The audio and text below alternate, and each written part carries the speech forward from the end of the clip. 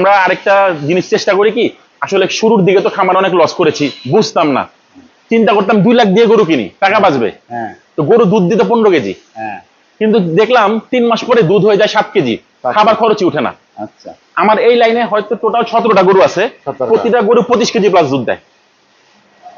Plus 25 KG 25 KG প্রত্যেকটা, এভারেজে 25 KG ধরেন আপনি।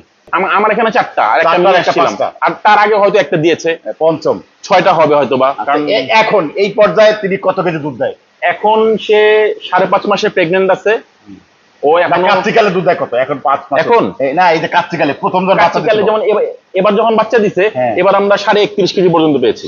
31 কেজি 31.5 কেজি মতো। অসাধারণ দর্শক, দেখতে এটা পাচ্ছেন হয়তো ছিল 1.5 মাসের মতো, তারপর আবার ফল করে 25-26-এ চলে আসে। একটা দুগ্ধ খামারি মানে যে এই গাভী পালন করে, তাদের যদি এই ধরনের গাভী 2-4টা থাকে, তার মনে হয় আর পিছনে তাকানোর কোনো সুযোগ থাকে না। তারপর